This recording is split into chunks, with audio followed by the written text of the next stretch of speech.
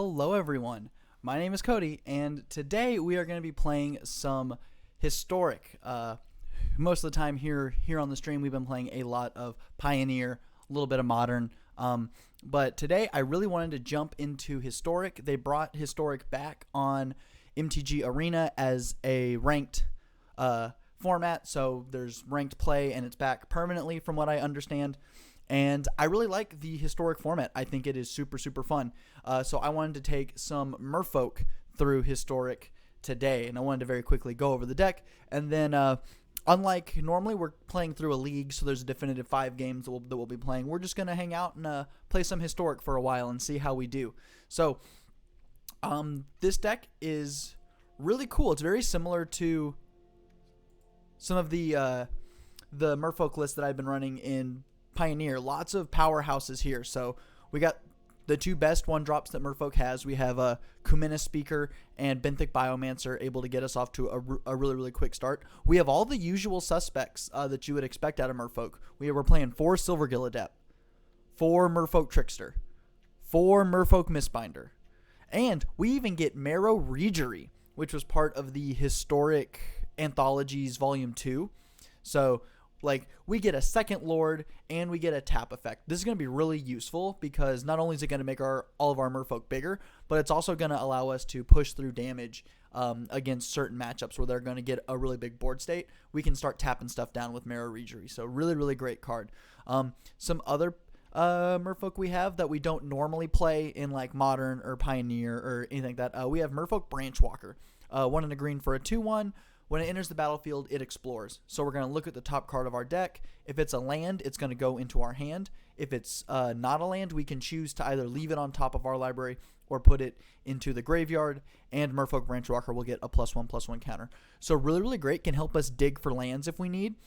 Kind of functions as almost a Silvergill Adept. Kind of. It doesn't quite draw us a card, but we get to look at the top card of our library, make sure it's a good one that we want to draw, or if it's a land, just going to go straight into our hand, which is really nice. We're also running 3 Kumina, Tyrant of Araska. This one is the MVP of the deck. Back when I was playing Merfolk in Pioneer, and I had taken it to a top 8, that was heavily because of Kumina, Tyrant of Araska. This thing is such a powerhouse. It has 3 modes. We can tap a Merfolk to make Kumina unblockable, and that can be really relevant in previous playtesting. There's times where we'll just attack with Kumina every turn and just win the game that way, and every other Merfolk is just there to block. We can tap 3 untapped Merfolk to draw a card, and we can tap 5 Merfolk to put a +1/+1 counter on each Merfolk we control. All of them. So, Kumina is just such an engine for the deck. We can beat down with Kumina. We can, at the end of our opponent's turn, tap some Merfolk to draw some cards to either get us ahead or get us back into the game. And if we get to start tapping 5 Merfolk, then the game's over because we're just going to make our board so much larger than theirs where blocking isn't favorable or we're able to push in damage. So really awesome card there. The last creature that we have is Frilled Mystic. So some of the issue that Historic has that Pioneer and the other formats don't have is that removal's a little bit weak. Removal and counter magic isn't super great, especially because we're going to be playing Historic best of 1. We're not going to be playing best of 3. I just want to go through some games pretty quick. Frilled Mystic is great because it's a counter spell, and we get to counter anything that they play. It's not like Spell Pierce or Negate where there's a stipulation on it. This just straight up counters the spell for 4 mana. And that combos really nicely with our companion. Even though we're best of 1, we still get to have a companion. Our companion is Umori the Collector. So all of our cards, all of our non-lands in our deck have to share a card type, which for us is creature. And it's going to make our cards cost 1 less to cast, which is going to be pretty relevant, right? We can play multiple Silvergill Adepts, can get our Branchwalkers, makes Marrow Regery cheaper, Kumina cheaper, and we also have Brazen Borrower. I didn't go over that card yet. We'll go over it here in a second, but with Umori, our opponent might just think, oh, well, they're not going to be running any counter spells. They're just going to be running all creatures. So that might lead them to play a little more aggressively or greedily. So we might be able to catch them off guard by getting to counter something really important with a Frilled Mystic. The last thing we have in the deck, Brazen Borrower.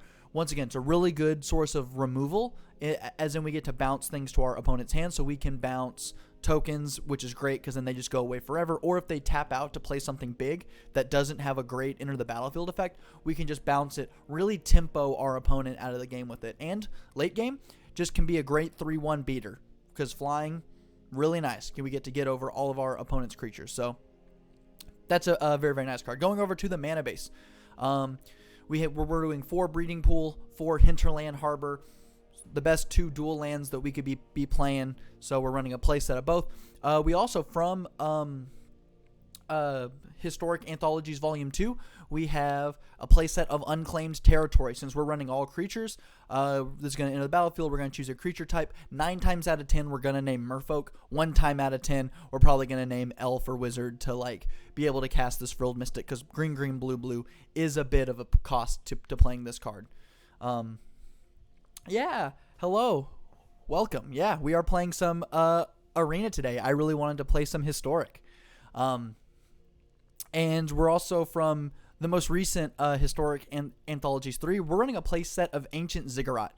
Ancient Ziggurat's really nice in that it doesn't force us to choose a creature type, so we can cast our Frilled Mystic with it. We can cast our Brazen Borrower. We can cast Umori with it. So Ancient Ziggurat, really, really nice. The one thing that Ancient Ziggurat can't cast is the adventure side of Brazen Borrower, the Petty Theft. But I don't anticipate that to come up too often because we have every other mana source can pay for it. And then we're just doing 7 islands. Before Historic Anthologies 3 came out, instead of the Ziggurats, we were running 3 forests and an 8th island. I really don't like playing basic forests in the deck just because we have so much double blue. We have double blue for the Brazen Borrower, double blue for the Frilled Mystic, double blue for the Merfolk Trickster. Like, I really want to make sure that we can cast those double blue spells or be able to cast multiple blue spells in a turn. So I decided to cut the forests, add the 4 Ancient Ziggurats. So that's our mana base. We have a really solid mana base. Nothing in here comes in tapped. Everything comes in untapped. 16 lands in the deck make both colors for all of our creatures. So like really, really nice. Really couldn't ask for more out of a mana base. This deck is super, super strong, and I'm really excited to get into it. So we are just going to take it through some games. Historic ranked, Historic Merfolk. Let's get into it. And I've only played a little bit, a couple of games since ranked play came back. Before ranked play, I was playing the Historic events on Arena, so just to kind of get a feel for the deck. So I believe we're going to be starting right from the very beginning. We're going to be was it Bronze Tier 3, Tier 4? So yeah, we're way... Oh, or I guess it's all one... never mind, it's all one big constructed play, so never mind then. Alright, this hand's great. We can cast most of the things in our hand. We're 1 land away from casting Kumena, and we have both colors for Frilled Mystic, so this is a great hand. We're going to keep it. Something interesting about Historic is that Planeswalkers aren't really too big in Historic, so the fact that we get to run one, really, really nice. Hey, maybe we'll see how long we're gonna play, but getting to Mythic would be nice. So we're just gonna lead Ancient Ziggurat, Kumena Speaker. Again, it's just so nice that we don't have to name a creature type with Ancient Ziggurat for things like Frilled Mystic.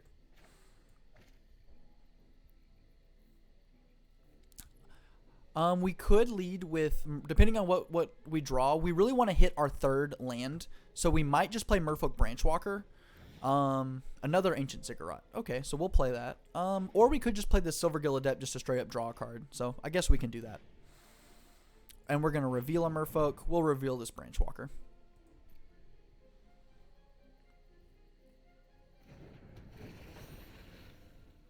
And we're going to get to draw a card. All right, an Unclaimed Territory. So we have 4 lands now. We get to cast Kumena. We will have to put this Unclaimed Territory on Wizard if we want to cast this Frilled Mystic. But considering our opponent is on Izzet, it's probably some sort of flash deck. Yeah, see, they're going to Petty Theft it back to our hand. So being able to hold up this Frilled Mystic here in a couple turns is going to be really nice. Legion Warboss. We're not going to block. We're just going to take it. Another Unclaimed Territory. We'll play. We're gonna play the breeding pool just because I want to not have to name elf with these unclaimed territories. We're gonna play this Kumina because Kumina is just gonna get to stonewall any of these tokens, stonewall the Legion War Boss. Gonna be really nice to just kind of put the shields up.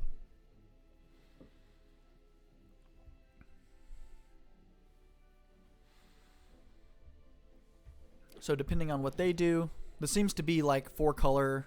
I mean, it is 4-color. I don't see any black sources, so I'm not familiar with the archetypes in Historic as I am with like Pioneer and Modern.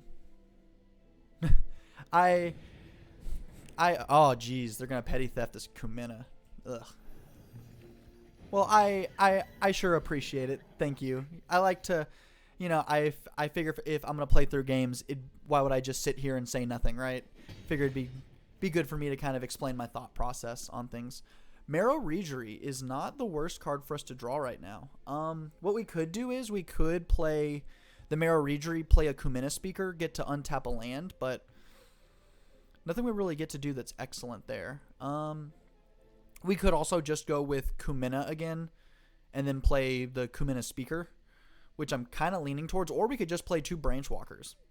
I think we need to start getting our defenses up. We're going to play an unclaimed territory on Merfolk. We're just going to play this Kumina into a Kumina Speaker.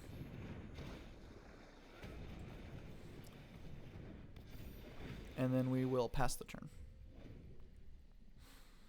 What's awesome is all of these abilities with Kumina can get activated at instant speed. So, like, I think the plan is going to be we're just going to start blocking. Ooh, fire. Oh, this is fires. I see. So we might be in trouble.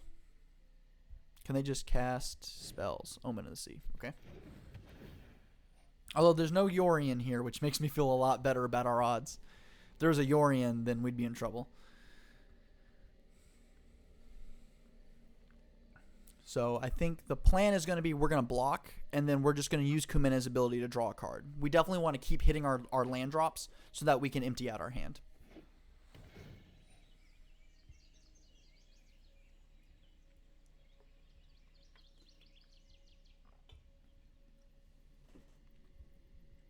No. Yeah. Resolve that. Might have been a better idea just to hold up the Frilled Mystic so we could counter that Fires of Invention, but they're really hitting their land drops, and they only have a couple cards in hand, so I'm not too worried about it. Let's see how they attack. Just attacking in with that one. They are tapped out. We're going to block with the Kumina Speaker. Just in case. Just in case they have something wonky going on. Don't want to lose my Kumina. Okay, here is where hopefully we're going to start taking away with the game. We're going to tap 3 Merfolk to draw a card. Nice. Yeah, see, look, and that ramped us into this land, this Hinterland Harbor. We're going to play this Marrow Regery. Then what I think we're going to do is we're going to hold up this Merfolk Trickster, and then when they go to combat, we can cast the Trickster, tap their War Boss so they don't make a token, and then with Marrow Regery, we can tap down a token. So I think that's going to be the plan, and we're just going to pass the turn.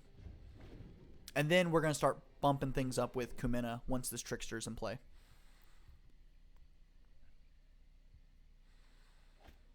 A Divine Visitation. Okay, so they're going to try to make a bunch of 4/4s. I see that that's the plan. Oh, I see. Legion War Boss. Okay, so... Well, that's an issue. We're going to tap down a Goblin. Although, I guess I need to be in full control so I can respond to them going to combat, because they just went ahead and went to combat.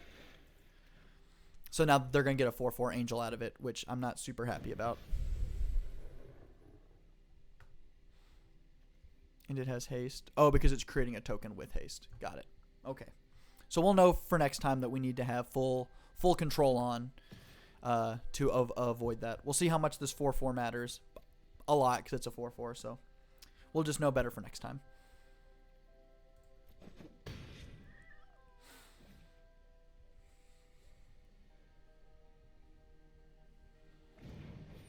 And they're just going to cast that Brazen Borrower. All right, plan is going to be, since they're done with combat, we're going to tap 5 Merfolk to draw a card.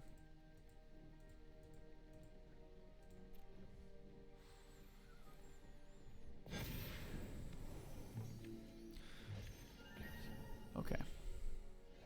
That's a good draw. So let's see. We can cast the Biomancer for, we have 5 mana. 5, 1, 2. So we could cast all 3 of these creatures. And then we can go ahead and play this on Merfolk. So we could just cast all of our creatures, tap them down. Is that enough to win? 8, 16, 17, 18, 19. Yeah, we can just win the game right here. So this is going to be the power of like Marrow Reedry plus Kumina. So we bumped up our team. We are going to cast Branchwalker. We're going to tap down this Angel.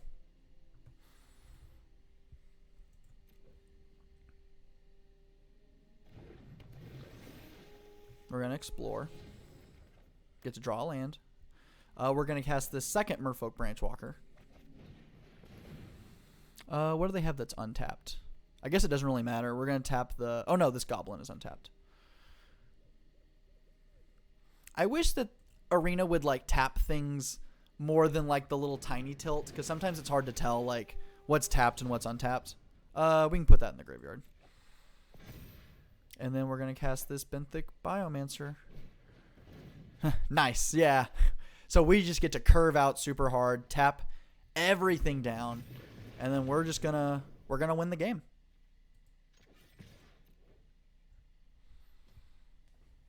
Yeah, good games, opponent.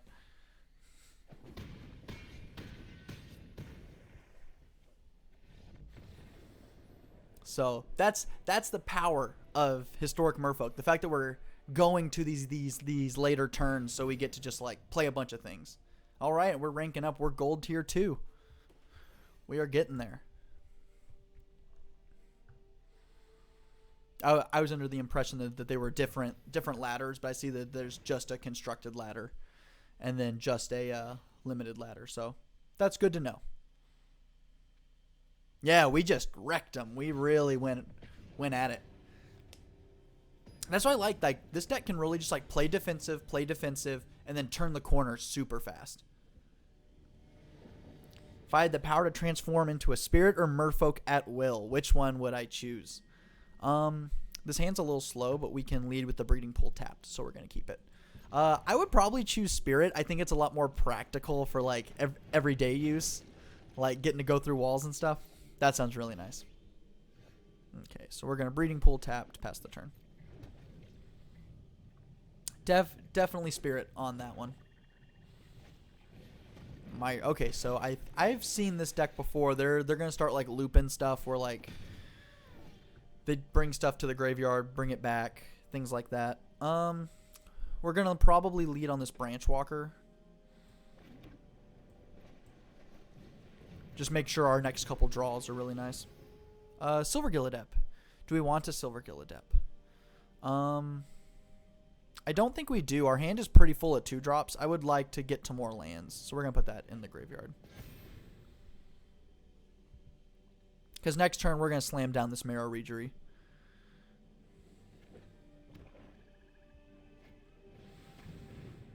When it deals... Whenever a non-token creature dies, they draw a card.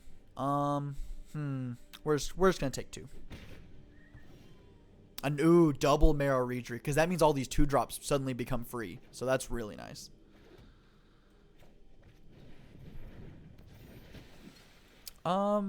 We can go to attack here.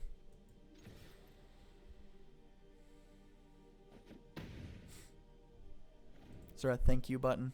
Thanks.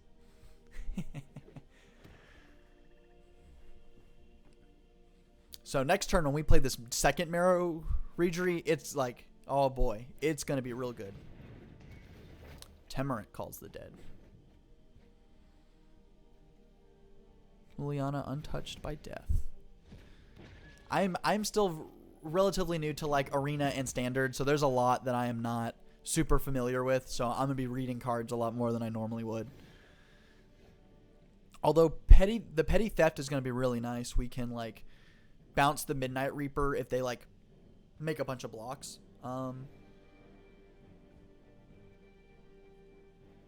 We're definitely gonna play this Marrow Reejery. We might not, like, cause we're just really like making some bad trades if we swing in with this Marrow Reejery. So we might just,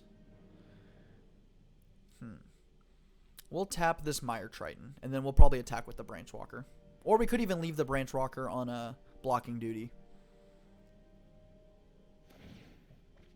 Okay, tapping it to draw a card. Untap target permanent. We're going to decline. I don't want to untap it. I think we're going to just pass the turn. They're really starting to make a good board state, but oh, this is the zombie deck with Gym Palm Polluter. Okay.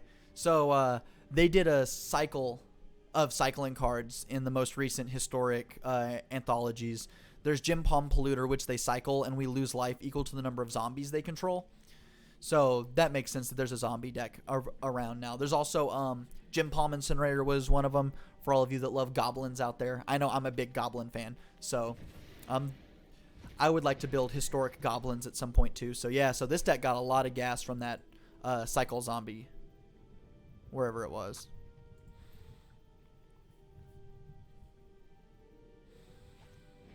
Omen of the Dead.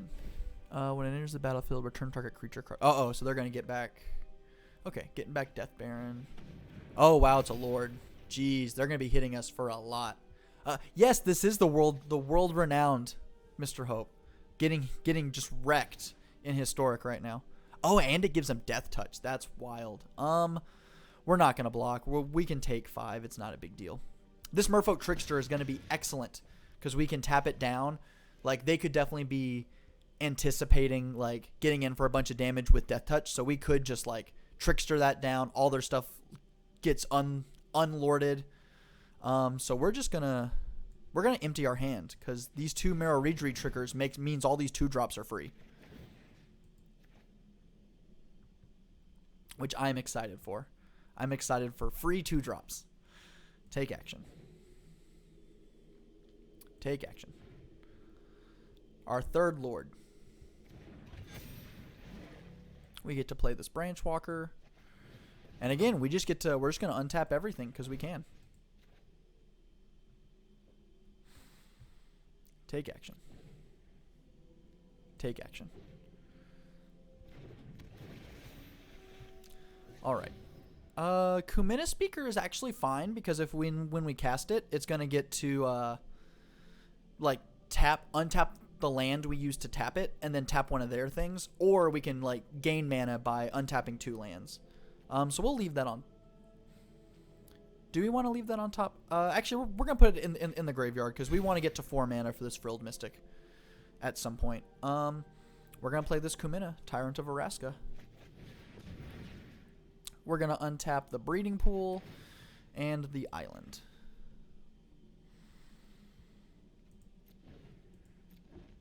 So, boom. Now we just have all these blockers. We can make them really, really big. Ooh, they scry X and gain X life. That's really good. We could Petty Theft it back to their hand, but I don't really want to do that. We're just going to pass the turn here. We really can't afford to attack. They have a lot of power on board. The good news, our guys are really big. Like, we're going to get to hopefully eat up their board unless they can... you draw a card and you lose 1 life. Okay. So, unless they really, like, do something huge that makes us lose the game this turn, I think we're going to be able to really blow them out with this Merfolk Trickster.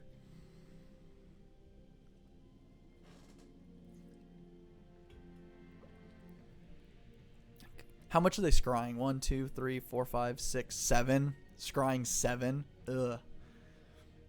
5 bottom, 2 top. That's not good. All right, let's see what they do.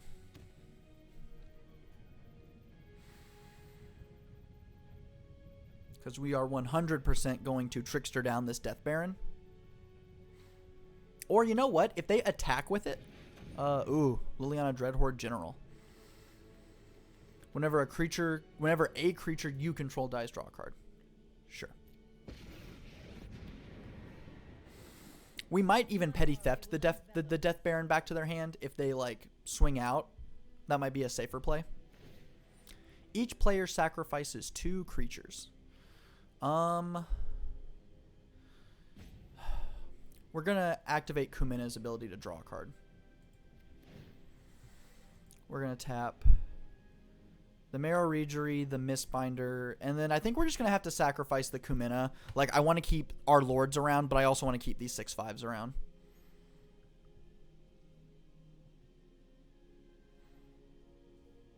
Even though they'll be, what, 5/4s here in a minute. Resolve, draw a card.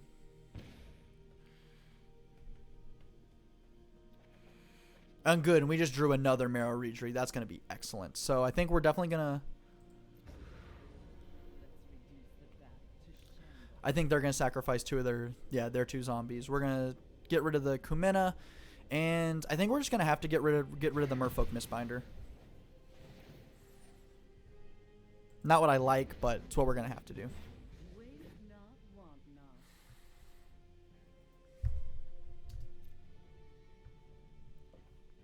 Okay, so they're not attacking. In that case, do we want to petty theft anything? Let's just petty theft the Death Baron. Let's make them... or we could even... I'm going to bounce this Crypt Breaker. I don't want them getting to draw cards next turn. Land is great. Marrow Regery. We are going to untap... We're definitely going to untap 1 land. Do we want to untap the second land? I don't think we're going to, because we can't play Frilled Mystic. I don't really want to play Brazen Borrower or Umori, so I think what we're going to do is we're going to tap down their...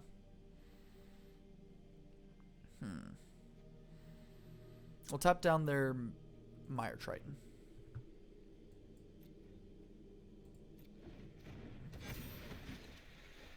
I guess the other play could have been we could have untapped a land. Then Merfolk Trickster untaps 3 lands, which then gets us to the 4 lands we need for Frilled Mystic. So maybe maybe that would have been the correct thing to do. So they're gonna create a zombie token. We're gonna pass the turn. We're in a bit of a rough spot. Like, this making us sack 2 creatures was not great when all of our creatures mattered. I guess we should have just sacrificed the Branch Walkers, but... Yeah, we have lethal on board. Oh, they're going to Swift End our Marrow Regery. That's no good. Yeah, we have lethal on board. We just don't... Like, we just need to attack with it. Crypt Breaker's fine. The good news is I think they have lethal, and they're just going to, like, Alpha Strike in. Which, if they do, we're going to blow them out with this Trickster. Ooh, a second Death Baron. That's not good. Now all other things get Death Touch anyway. Did I not have lethal last turn? I think they had enough creatures untapped that maybe we did. Maybe I missed it. Tap. Okay, this is the Marrow Regery ability. We're going to tap this Midnight Reaper. We're going to tap this Death Baron. Take action. Take action.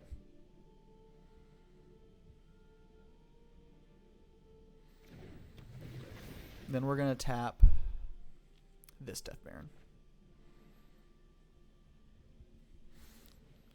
Let's see, 10, 13, 14. I really wanted to draw a Merfolk because if we could tap down 2 more of their creatures, then we're really looking good for winning the game. Hinterland Harbor. Yeah, things are not looking too good. Everything they...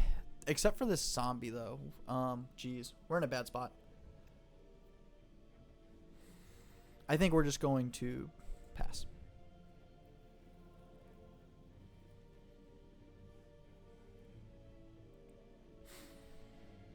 Daniel, I think you're right. I think we did miss lethal because we had a second Marrow Regery out. So I think that might have been enough. Just especially with all other things having death touch, I definitely want to make sure that I'm not going to like attack in and then like lose the game because of it.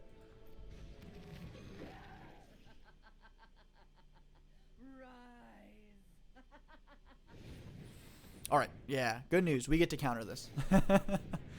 We get to counter that Swift End.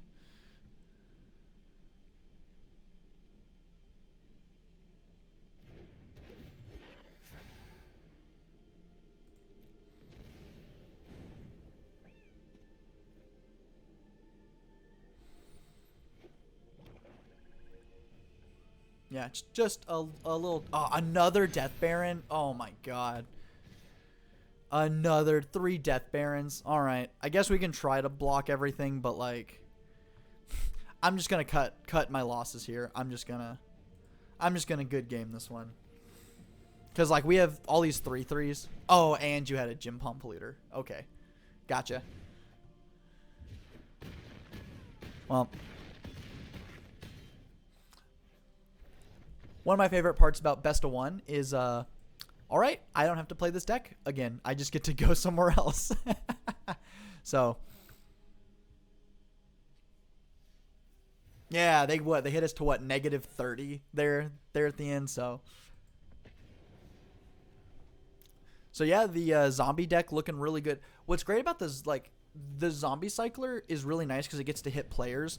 The goblin cycler is really nice. Because it like hits creatures, but the goblin cycler is a little bit worse in that regard that it can't hit players. Best of One. I don't necessarily think Best of One is the best format. I really like sideboarding, but you know when you like have a matchup that's like not very good, and instead of sitting there for 20 minutes and having to play it, I can just move on with my life. This is a fine hand. We can curve out Benthic Biomancer into Mistbinder into Kumena if we get to draw a 3rd land.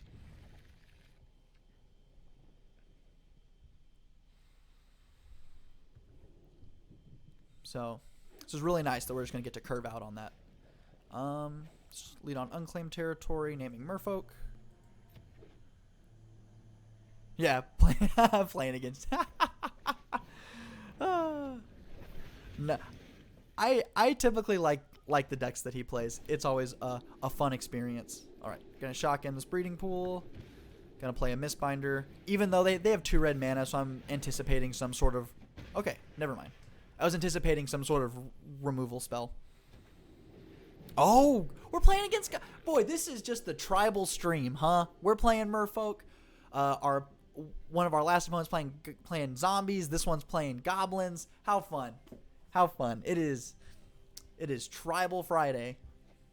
What'd they get? Chain Whirler. Okay, so they're going to try to remove this Mistbinder at some point and then Chain Whirler all of our things down. So we need to play this second Mistbinder to make sure that doesn't happen. And we're going to all attack. We curved out really nice this game. Like, even though we like only hit 2 lands, like the fact they Chain Whirlered for no real value. I would really like a 3rd land so we can tap this down, because this is really like stopping us from attacking right now. We're going to Kumena Speaker into Benthic Biomancer.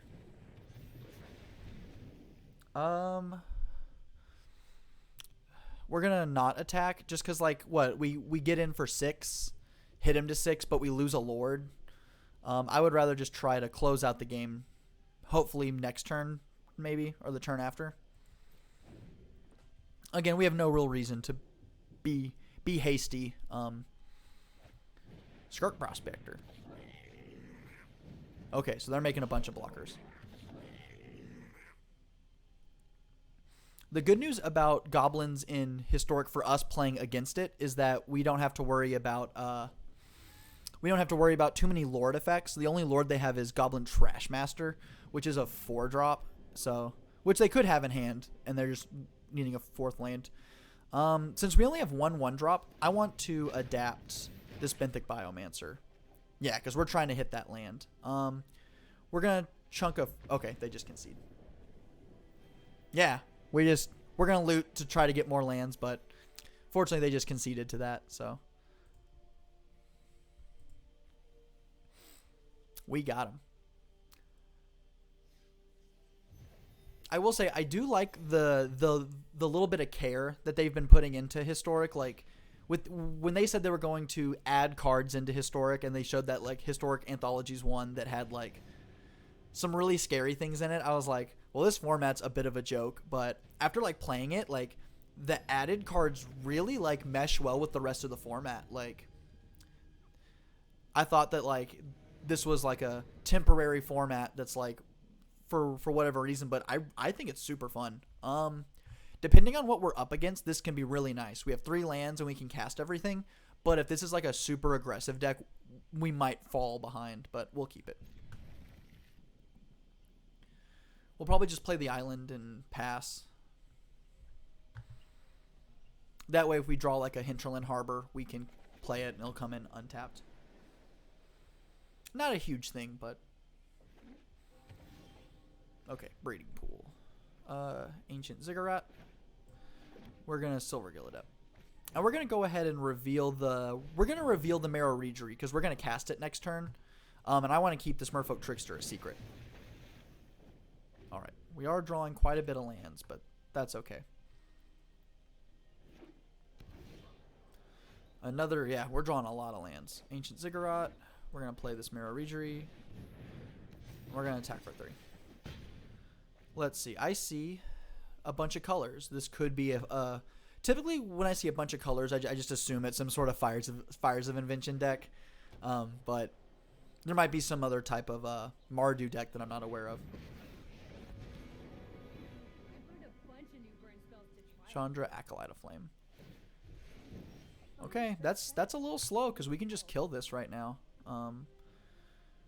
Which I think we just are. Yeah, I think we just kill this.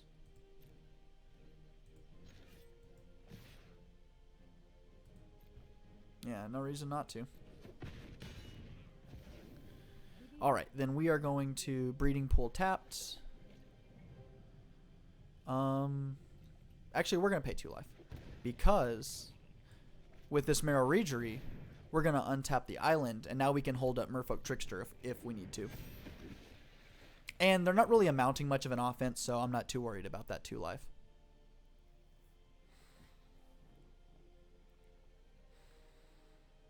We have 10 power on board, so... Yeah. Oh, ooh, Deafening Clarion. Oh, no. Oh, I see. Well, then. That's a bit of a problem. That might be why they kept the hand, is because they had that Deafening Clarion. Yikes. So this might be like, I don't know, like, again, I'm not super familiar with all the archetypes, and in Historic, there are no pros playing this, so, you know, it doesn't always mean that, like, the format is solved. So, we're really flooding out on lands. We're going to play Unclaimed Territory, naming Merfolk.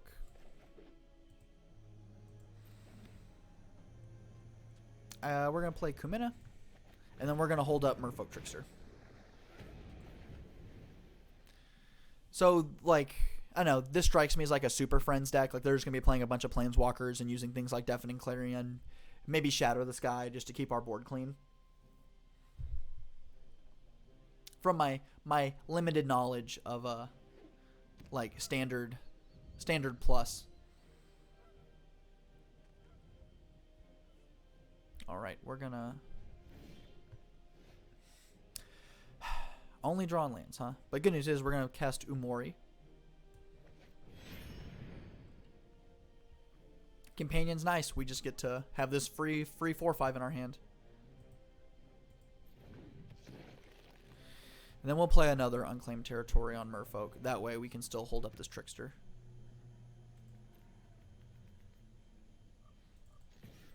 Alright, they got something in their hand.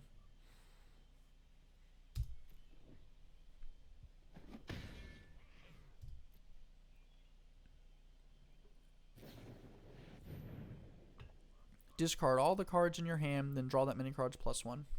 You gain life equal to the number of cards in your hand. Okay? So they had another Deafening Clarion in their hand. Although, yeah, it doesn't do anything against our 2/4 and our 4/5. So I can see why they would want to do that. That's surprisingly good. Especially for like an uncommon. I mean, it just like replaces itself for 4 mana, I guess. But if you're playing this type of deck where you want these... Oh, Chance for Glory. That's interesting.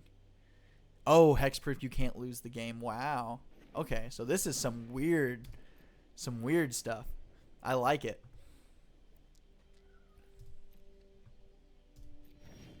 Kumina Speaker. Nice. Enters tapped. We're going to go ahead and... We're going to wait. We're just going to attack with Umori because this... We need to like get a little bit more card advantage if we have any hope of winning this game. So I think the play is going to be... We're going to play this Kumina Speaker. And then unless they do something like a Deafening Clarion or some sort of board wipe effect, like a Shatter the Sky, we'll flash in the Trickster end of turn, and then we'll tap 3 Merfolk to draw a card. Sure. They're doing a great job of staying alive right now. Like, they're still at 20 life. So, let's see if we can dodge a board wipe, and then we're just going to have to play this Trickster, because it doesn't seem like they're going to be playing any creatures. Although, could you imagine... Ooh, actually, I think we want to hold on to this Trickster. Like, could you imagine if they, like, Chance for Glory, and then we, like, tap down this at the beginning of that turn's instep, and then we, like, tap down the Lich's Mastery so they can't lose the game? That'd be really funny. Maybe we will. We'll just have to wait for them to cast something. Yeah, that makes me not want to cast this Trickster because it seems like they're going to try to abuse those like extra turn effects. Yeah, we're going to hang on to this Trickster. Never mind.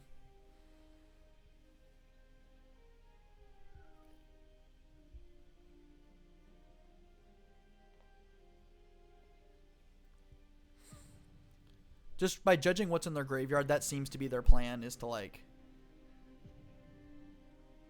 Whenever you lose life for each one life you lost.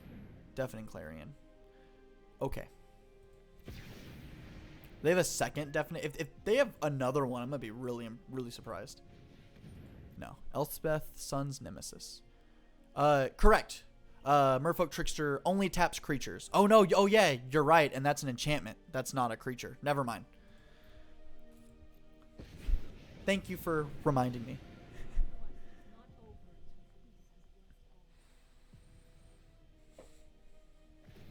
They're going to create some humans. I am proud of my comrade. Okay, second Merfolk Trickster. That'll be nice.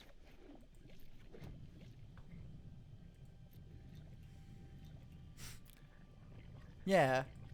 We got good old Meatball over here. We're going to attack their Elspeth.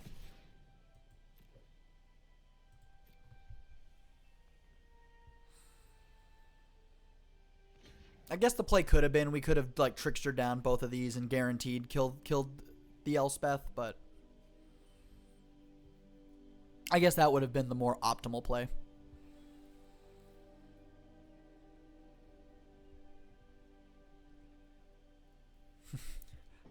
Hello, Seth.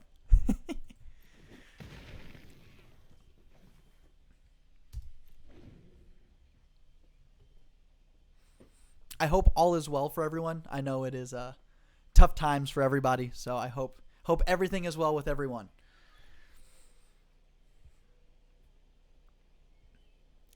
Definitely enjoying these streams, just getting to hang out with everybody, chat, play some Magic. Okay, Lich's Mastery. They can't lose the game. Whenever they gain life, they draw that many cards. Whenever they lose life, they exile a permanent from their hand or graveyard. When it leaves the battlefield, they lose the game. Okay. There's some combo with this that I'm like just like waiting for.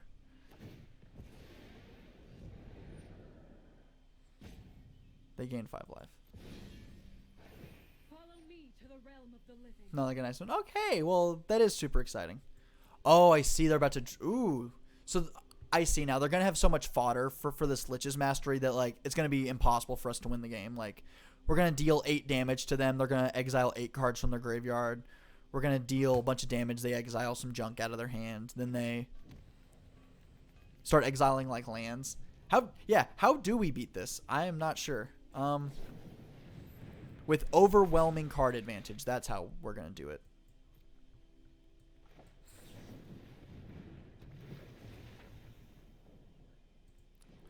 So what we need to do is we need to hit a bunch of lords. That's what we need to hit. Like, we need to start hitting some Merrow Regeries, we need to stop drawing lands. That's what we need. Rexage can hit enchantments. I believe that one's artifact or enchantment. Although, unfortunately, we don't have Rexage in our deck. We're going to loot right away. Discard this land. Branchwalker time. Oh, it does have hexproof. God, man, this card is so good. Well, Frilled Mystic's a little late. We would have liked that a little while ago. See, so I'm glad we have the chat, so I know not to, like, make a fool of myself. I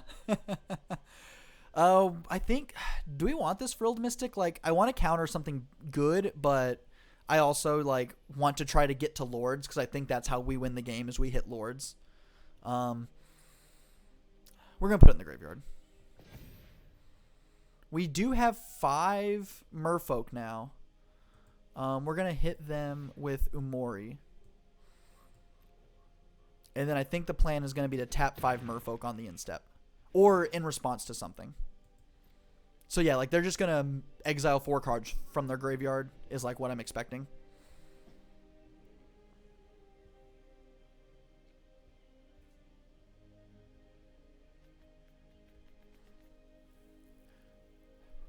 This deck definitely seems to be the pump ability.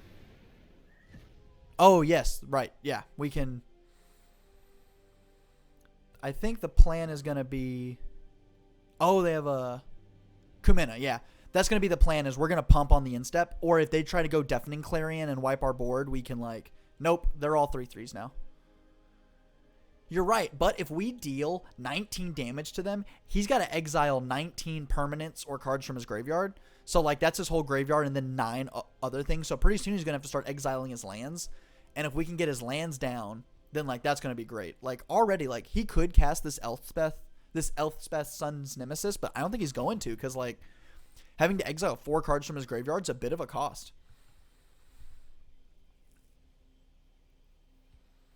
So, I think that's our route to victories. We just need to, like, hit him for 20, make him exhaust all of his resources, then we just hit him for 20 again next turn, and then he loses the game because he's going to have to sacrifice the Lich's Mastery.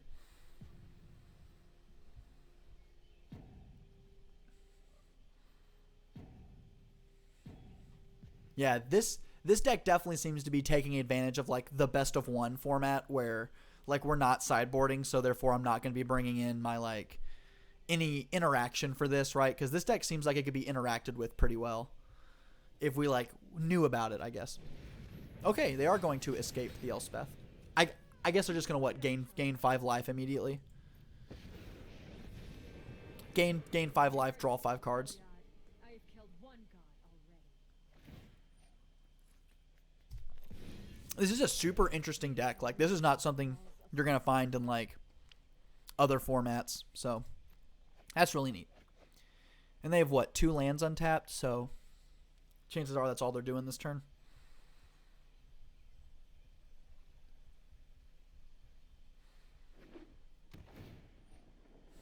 Gain a life, draw a card. Yeah, they've really got their motor humming. Like, their value engine. Lands, drawing them cards. Dreadhorde Arcanist. That's a good one.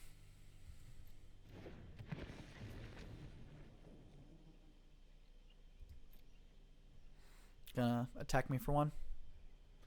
Deck them, yeah. How many cards do they have left in their deck? 27 cards. Yeah, 27 cards. That might just be what ends up happening. We're gonna tap 5 Merfolk. Plan is to get them all real big. Oh, well, that's a shame. Yeah, the good news is that when we pump, we just get to, like, loot for free with this Benthic Biomancer. But, like, putting that Trickster in the graveyard is okay, because I would have preferred it to tap down this Dreadhorde Arcanist. Benthic Biomancer, huh? There's no reason to play it right this second. I think we just got to go to combat. Like, we got to start. And we're going all at them.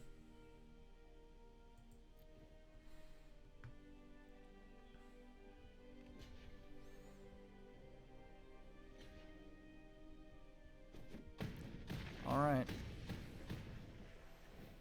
So, yeah, they're going to have to exile 12 things. Yeah, it's going to be what, like all 7 cards out of their graveyard? And then like 4 or 5 cards from their hand, probably. Or they might even just start sacking these lands.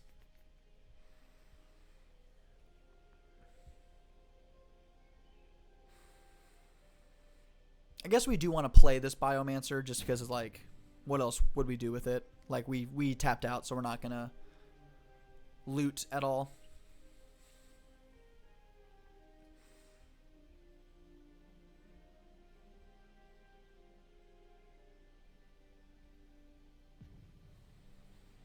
Super cool deck, though.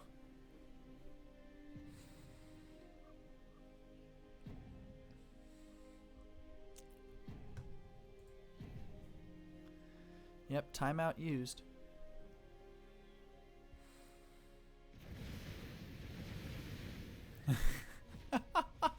Okay, they exiled like everything from their hand and everything except for Chance for Glory from their graveyard. I see. I don't like that they kept this Chance for Glory. I don't like that. So yeah, like I think that's gonna be the plan. Like if we do that again next turn, like that's gonna be pretty tough for them to like get back from.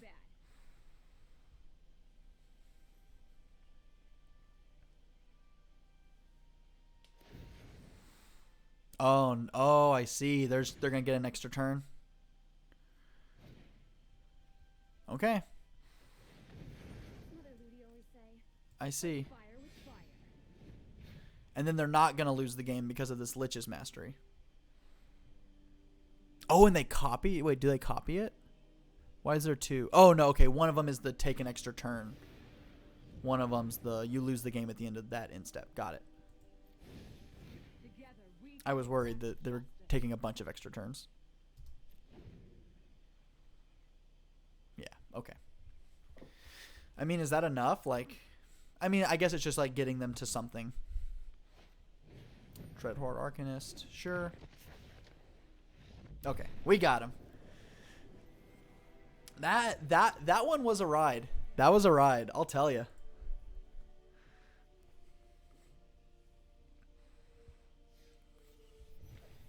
All right, what's our reward? Trail of Crumbs. Very cool. All right, I mean, we're just gonna keep playing some games.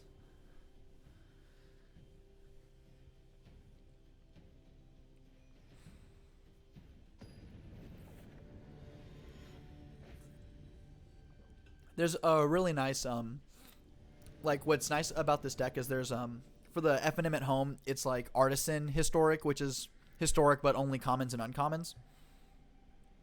And so like this deck is almost that already. You have to like take out a couple of cards. Do we want to keep this hand? We do, because we get to curve out. We get to curve out really nicely. You made like the mobile chat. Gotcha. Gotcha. I think we're gonna lead on this Kumina Speaker. Ancient Ziggurat Kumina Speaker.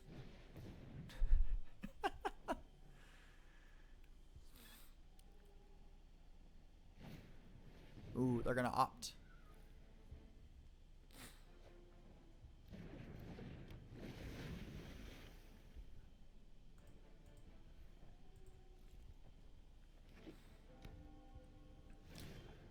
Alright, they're not playing anything. We're gonna shotgun this breeding pool. Keeps I see. We're gonna pay 2 life. What are we gonna play here? I think we're just gonna play the Lord. We need to get aggressive.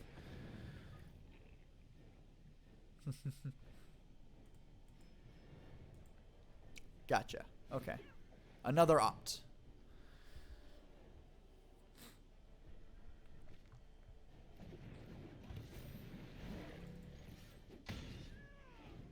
So I'm fine with like the little pet thing that you can do. Like I think it's like super cute. But there's like this one that's like it's Jace, but it's like a puppet, and I don't like that at all. Like it is not like I don't like it. I think we're gonna hold off on Kumina, just cause like they haven't been playing anything, and I'm worried they're gonna board wipe, and I really want to keep this Kumina around. So I think what we'll do is we'll go to attack first.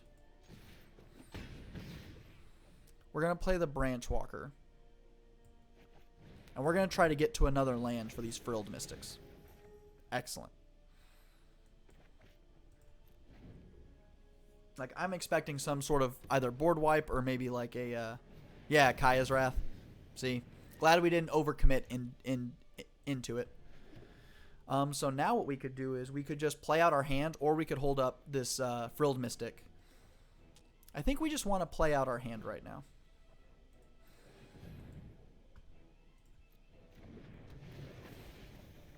Marrow Reedry is a great one to draw. So this is what? Esper Control? Which is a deck in Standard, I believe. Okay. Now I think the plan from... We're just going to go to combat. We're going to attack. If there's one thing I've learned about control decks from Modern or Pioneer or anything else is we're not going to overcommit to the board. We're not going to tap out for this Marrow Reedry. We are going to hold up these Frilled Mystics. We have a clock on them. They have no way of like interacting with it. At the beginning of your draw step, draw a card. Like, look, they just tapped out for that, and we're going to punish them for it. No. And again, I think we're just going to do the same thing again. They're dead next turn. We're going to counter. If they play a Kaya's Wrath or something, we're just going to counter it. Yeah, we're going to get him. What does this do? Enters the battlefield. You gain 2 life and draw a card. And then you bounce it to your hand. That put him at 6. And we have 6 on board. We're going to let it resolve. So that lesson. Yeah. It took all the way up until hearing me say it right now. Yeah, it's like I'm not gonna overcommit into a board wipe. That's how we like win this game. Is we just put a little bit of pressure on them, and then just grind them out. All right, they tapped out for. They have 1 land in. We're gonna go ahead and counter this. Take action.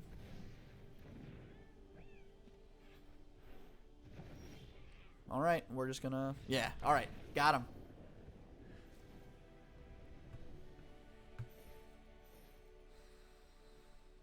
All right. Rank up. Gold tier 1. We're getting there. Yeah, that was really nice. I'm a big fan of that.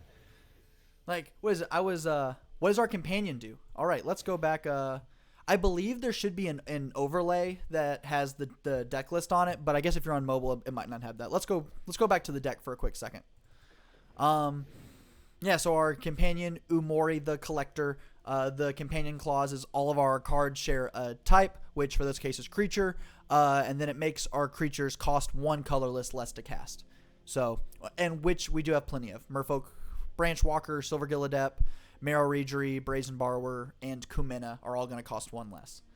Really nice if you can get this down and then just empty your hand, like chain together a bunch of Branch Walkers and Silvergill Adepts. Really, really nice.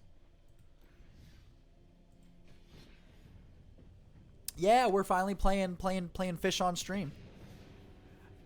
I am. I'm super happy. But real quick, while I'm thinking about it, there was a time I was speaking of like how to play a control matchup. I was playing Spirits. I was playing blue-white control. This is in Pioneer. This hand's a snap keep it. Yeah, we're making Nikachu proud. We're bringing fish. And we're winning with fish, which we like. But so I was playing. Oh, they're just gonna duress us. Ha! Good news. You get nothing. Why would you cast duress? I mean, I guess they just like didn't read Umori, but like they get to take nothing. All right. Ancient Ziggurat. We're going to lead on Kumina Speaker. Yeah, I mean, I guess if that's their only one drop, like they just get to see our hand, right? Like if they had nothing better to play, it's like, cool, I know what's coming. Ooh, they're going to bog us. All right. Second Ancient Ziggurat. We're going to play out the Branch Walker.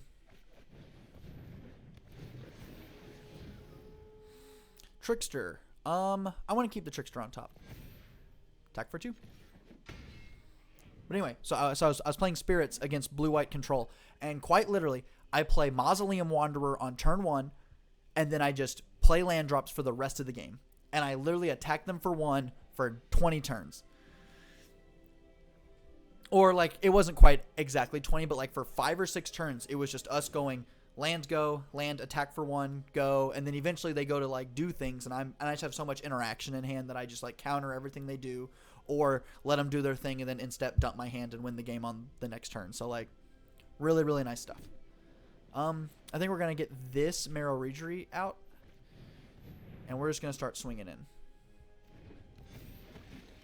there any blackboard wipes in our arena? I know there's Witch's Vengeance, which is the creature-based one, but... Okay, just some Murderous Riders. Okay. Trying to think if there's some sort of, like... Oh, yeah, there's Cry the Canarium. Yep. Okay. I think we're just going to play this second Marrow Regery, and then we're going to pass.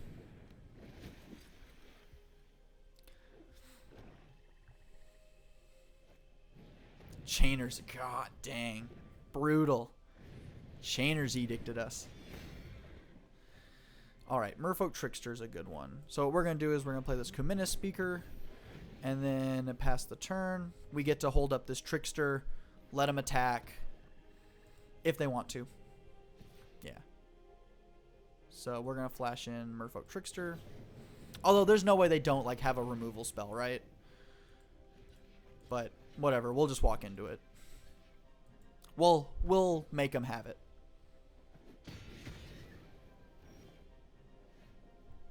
Nice. All right, Silver Gillet up. Reveal Benthic Biomancer because they already know about that one. Play that Benthic Biomancer. Attack for 2.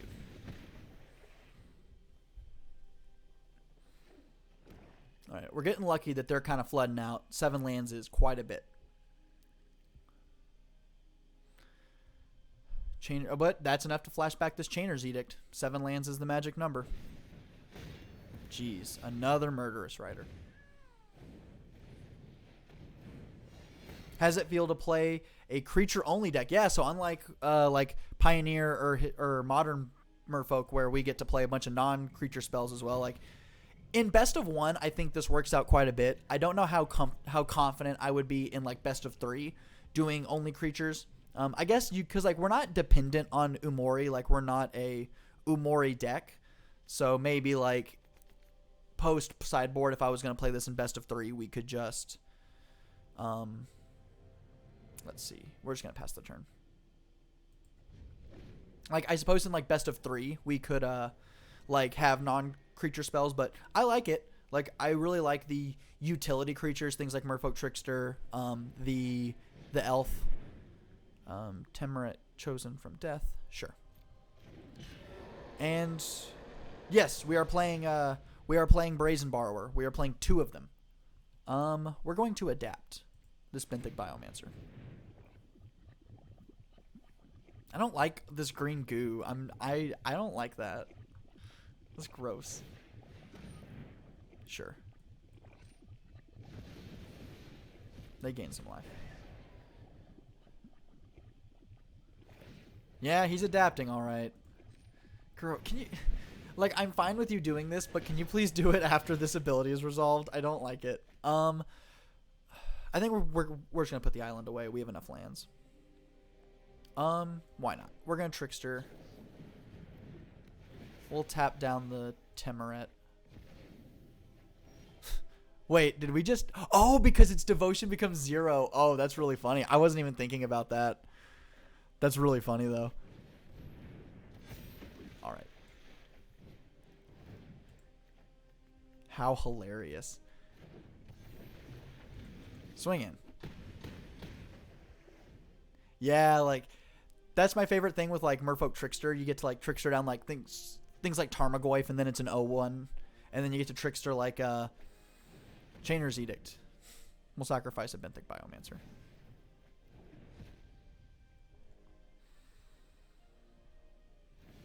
All right, we're gonna Trickster down this Murderous Rider, and that should be good games.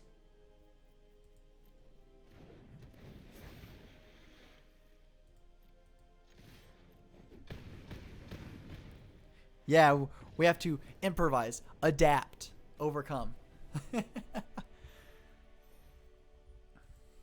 All right, we are doing pretty well. Let's see, we're gold tier 1 right now. Let's see if we can make it to, what is it, platinum tier 4 by the end of the stream.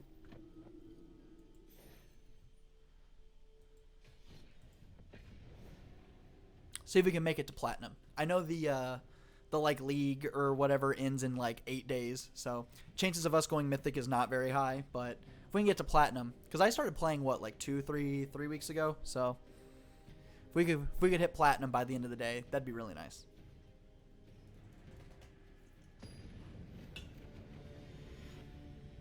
Let's see, because most of the time our leagues for the normal streams take about what, like an hour and a half, 2 hours, so we can definitely like plan on playing for that long.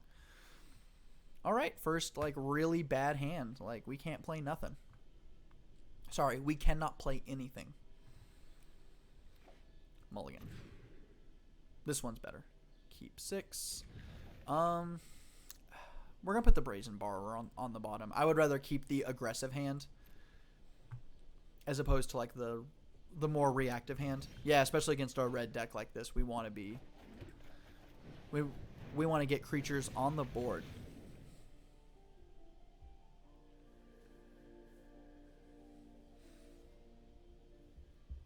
All right.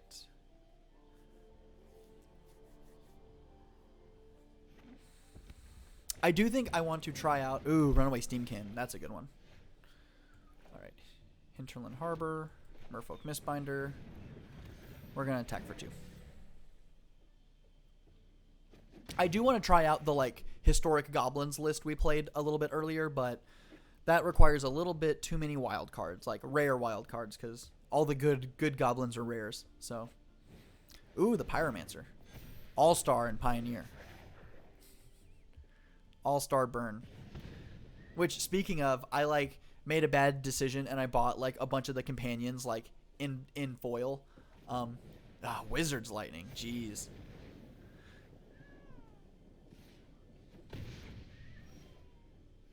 Yeah, they are.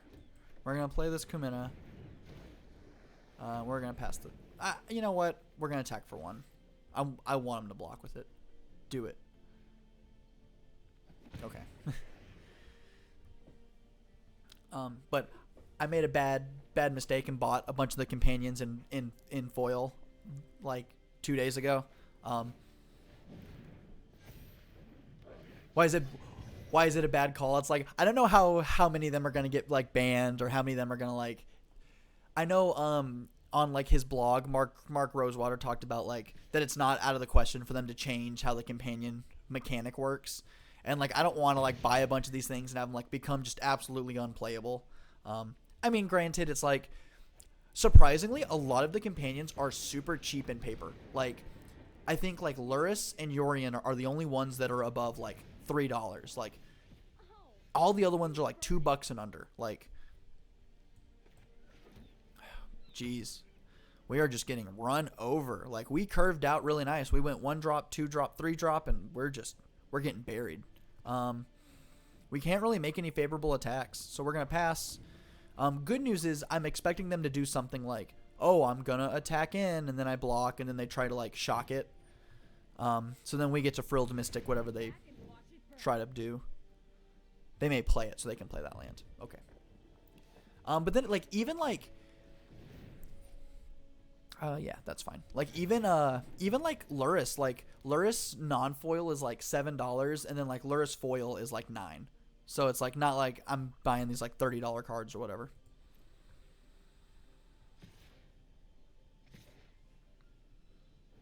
All right, we are going to I mean, I guess our blocks aren't very good. Like, we're going to block the Chain Whirler. Or the Runaway Steamkin. We're going to block Steamkin. Yeah, you're right. Like, there's not a lot of people building, like, paper decks. So it's, like, fine that, Oh, I see. This is a 3/3. And then they're going to sack the Fanatical Firebrand. I should have saw that. Yeah, you're right. They could just shoot up when we start playing in paper again. I should have countered that. Well, I'll know better for next time. We're going to play Umori on creature. Then we're going to play this Branchwalker. Did not want to see a land.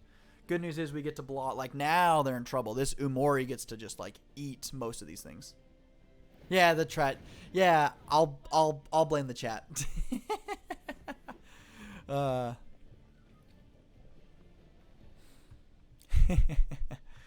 But yeah, like, which, speaking of, if there's been some cards in paper that you've been dying to buy, now is the time to buy them, because people are not really playing Magic. I see. We're gonna block the Steamkin. I guess I would rather trade here than just, like, get eat. We do go to 1 though. Do they? I guess chances are they just have a burn spell in their hand anyway. Right. Oh no, they don't. Okay, so we get 1 more turn. Oh, their Chandra's at 7. Jeez, so we have to. So we just lose, because if we attack it, they're gonna hit us to target opponent or planeswalker. Yeah, so they're just gonna hit us for. Okay, so we lose. Yeah, that Chandra is about to get us. Wow, that thing ticks up really fast. Okay, there's good rub-ins. Don't even need it. Hit us with the Chain Whirler. All right. What a surprise. We lose to Mono Red. Mono Red's really good.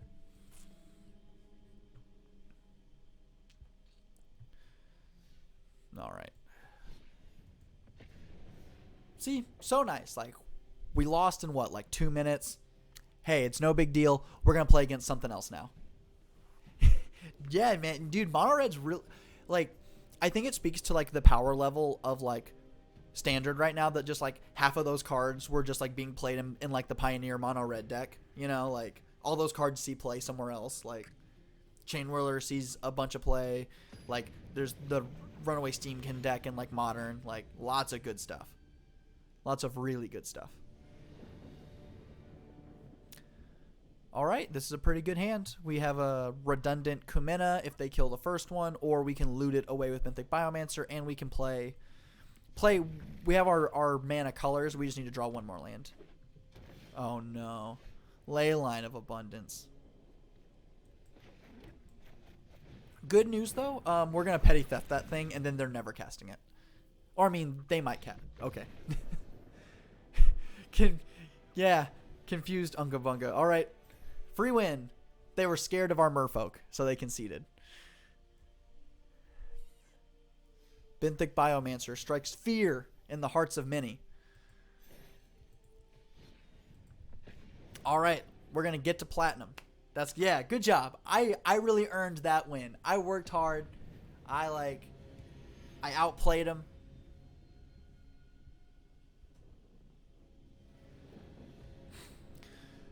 Again, really, really nice hand. Turn 1, 1-drop. Turn 2, 2-drop. We have a 3-drop into a 4-drop. Like, we just got to hit some lands. Like, this is great.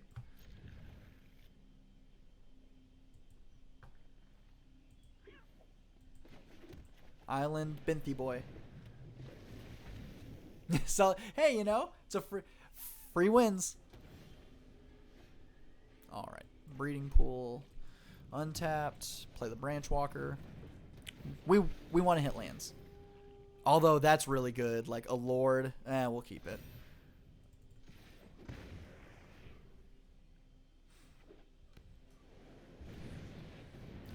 Oh, they're just casting the Fey of Wishes. Sure. We could just Trickster it down. Nah. I want to make him big.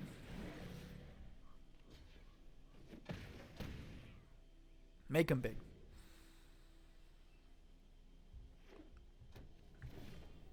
Excellent. That's what I want to see. Marrow Regery. They might have a counter spell. I didn't think about that. We were just walking into a counter. That doesn't look good, the fact that they just took it all. Or we can get Fires. Fires of Invention, board wipe. Second. Okay. Fires into Fires. They get to cast their spells for extra free. All right, we're 1 win away from getting, what, Platinum Tier 4? Right, Platinum comes after Gold. I'm not familiar with the tier system as intimately as I would like to be. Nyx Herald. You know what? We're going to just slam that in our Merfolk deck. We're going to take out Marrow Regery for a playset, or for 1 Nyx Herald.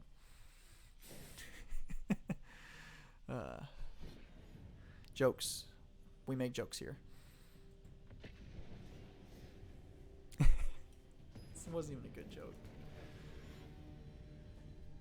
Smart, yeah. You know, we're thinking. I'm on top of the metagame. That's why you all come here, for my excellent metagame commentary. This hand's a little slow. We have no 2-drop, but we have 3 lands and a 3-drop, and then we got some counter spells. So if this is not like a mono red deck, we'll be fine. Uh-oh. Garuda. Oh gosh, playing against Garuda. No thanks. Would I like to comment on Double Masters? Yes, here is the official Cody Hope stance on Double Masters. I think it's too early for me to like have a strong opinion. I think the concept is pretty neat. Like, I think the name is kind of silly, but like just having a set with 2 rares I think is really cool. We're gonna shock this in, so we can either adapt or we can petty theft. I think the set is a pretty cool idea. Like, I like doubling season in the set. I think Blightsteel Colossus, like, I think there's some great reprints from the ones they've announced. I'm gonna need to wait and see more of the set. All right, so this Frilled Mystic is going to be excellent. We are going to, like, we're going to counter their Garuda, or we're going to, like, petty theft it in response to, like, the clone effect, which will be really nice. But I'm going to need to wait and see what else is in the set. And, like, I think they've announced how much the set costs, but, like, if it's another one of those, like, $15 booster packs, like, that's going to be no good. All right, Mistbinder is not what we wanted to draw. Yeah, Mana Crypt was spoiled too, which is like, that's a great reprint. Like, I think as a fun, oh yeah, because Daniel, you pulled one out of Mystery Booster. Yeah. It's like, I don't know, as like a fun thing, I think it's pretty cool. I'm not the one who's like super like, I am upset that this thing got announced, like some people are. Ooh. Yeah, Samut. Good stuff. Alright, we are going to adapt the Mythic Biomancer.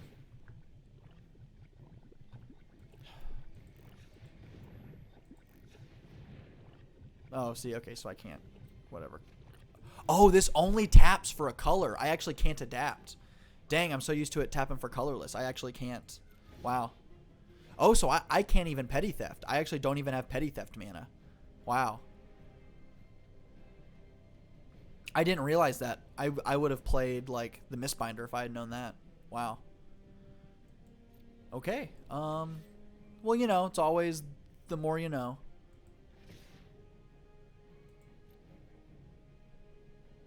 Yeah, one gooey boy. Here's the good news. Here is what we are gonna do. I'm excited for this. They're going to cast Garuda right now. Okay, we're going to go into full control mode. It resolves. That ability goes on the stack. We're going to Merfolk Trickster in response.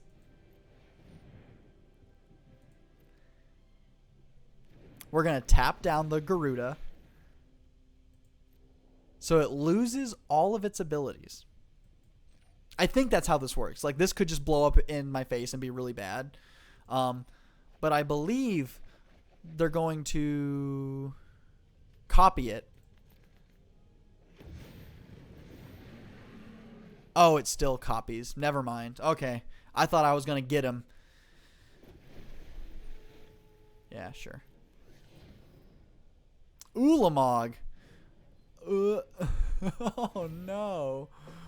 Ooh, Coolamog. Yeah. Oh, well, I meant not the ability. I was hoping that if it got copied, then like the copy wouldn't have the ability because this doesn't have the ability, but I forget that's not how that works. Not how this works.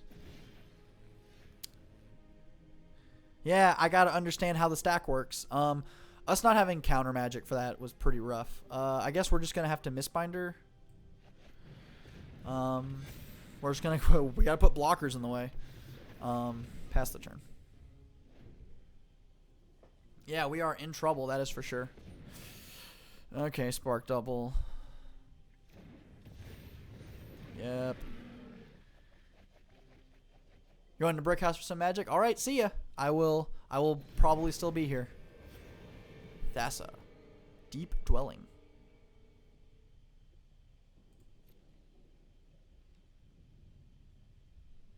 Have a great rest of your evening. Druid of the Cowl. Resolves. All right. I think all is lost.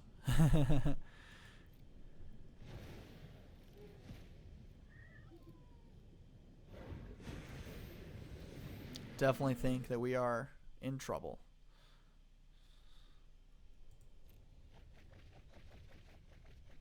What are they gonna get? A Wolf Willowhaven? Another Merfolk Branchwalker. Yeah, we gotta put blockers in the way. Cody Hope 2020. Ooh, Forest. It's in their hand. All right. 5 counters. 5 Merfolk for 5 1/1 counters. Let's go. 2 Benthic Biomancer triggers. There's that land we were looking for. We'll dump a Frilled Mystic.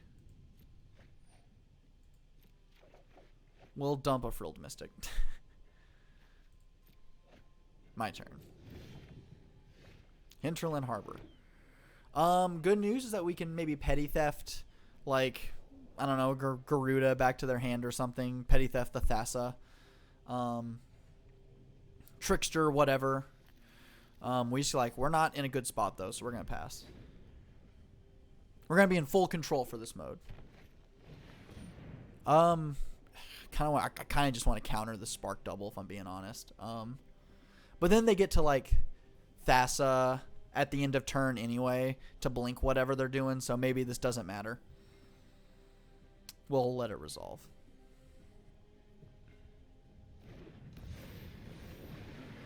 Yeah. What are they getting?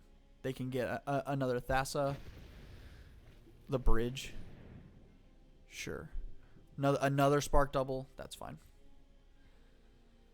So many blocks. Yeah, pretty soon they're just going to have enough attackers that it doesn't matter. They have what? 1, 2, 3, 4, 5. They have 6 Garudas. No. Trickster time.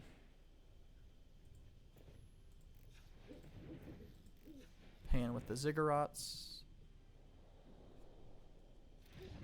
Okay, we got him. I don't think we had them.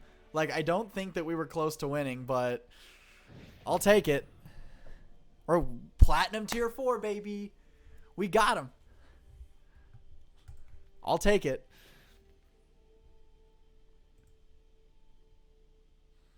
We got the Platinum Tier 4. Oh, yeah. You know what? Celebration. We're going to go to our packs. We're going to open the couple booster packs we have. Celebratory booster opening. Got that uncommon wild card. Oh boy, Incubation Druid. Great card, I think. Alright. Good old Ikoria booster. What are we getting? Emergent Ultimatum. Nice. I don't know, do any of the ultimatums see play? I mean, I'm sure in Standard they do, but... Alright. Celebratory pack opening. Yeah, let's play a couple more rounds. Why not? We could also just play some regular Standard if anybody wanted to see that. I'm playing Cycling in Standard currently. There's also like the Artisan Heroic, which I have Merfolk built for. We could do that. The Abzan one sees play. Okay. This is a not good hand because we can't play 3 of the cards in it. This is a slow hand, but it's excellent if we get to play everything. Oh, it's a Garuda deck. Okay. See, good news. I get to see before the game starts. We're going to keep it. We're going to put Marrow Regery on the bottom, unfortunately. We can still curve out, and then we get to hold up this Frilled Mystic to counter their Garuda, their companion Garuda. We get to draw a card with Silvergill Adept, so I think there's a good chance of us getting to hit 4 lands. I know people like to make fun of the Jeskai one because of like the white being like the white portion of it being pretty bad. All right, we're gonna reveal Merfolk Mistbinder. Draw a card. Okay, we have 4 lands. We did it. We get to play our Frilled Mystic.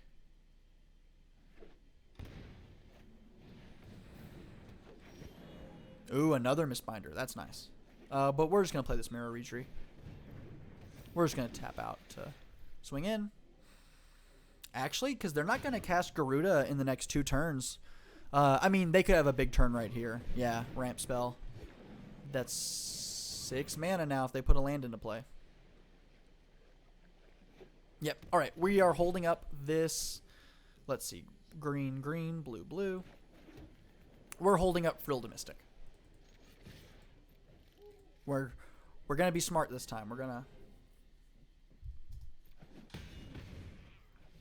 in the turn. You ready for this? Got him. Oh, we're going to got him. Okay, they're going to continue to ramp. Sure. Maybe, I think they might be sniffing out that we have a counter spell. If this is a counter spell in their hand, like, that'd be really bad. Yeah, because then now they're at 6 mana plus 2 mana for a counter spell. So that'd be pretty bad. We do have the Marrow Regery, so we can shock this in. Play this Merfolk Mistbinder. Use the Marrow Regery to untap a land. Yeah, so they have a counterspell in hand, definitely. So maybe we just play like another maybe we should have just lorded him out and tried to win the game that turn. Maybe that was the plan. We should have went Marrow Regery into Mistbinder. Attack for an extra 4 damage. All right, so they're blocking anyway. Ooh, they're trying to kill the Marrow Regery. Wow.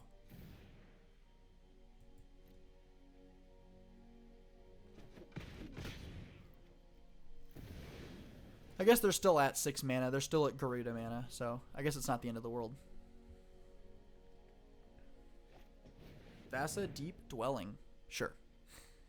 That doesn't win the game. And what, you're going to blink a Paradise Druid?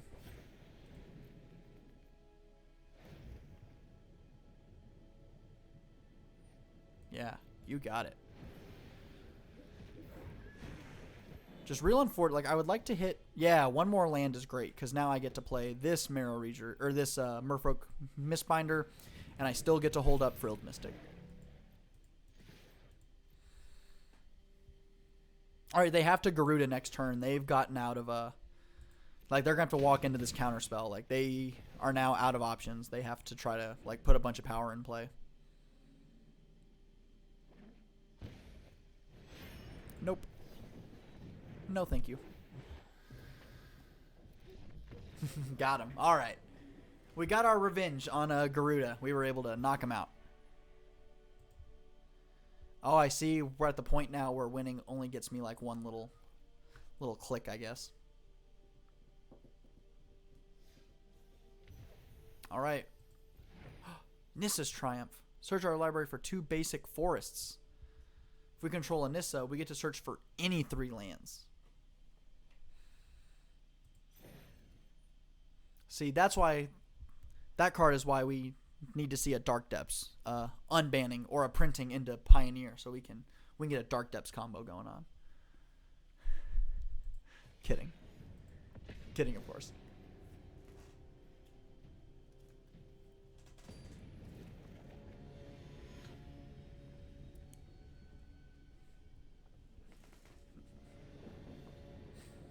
All right, no companion from our opponent.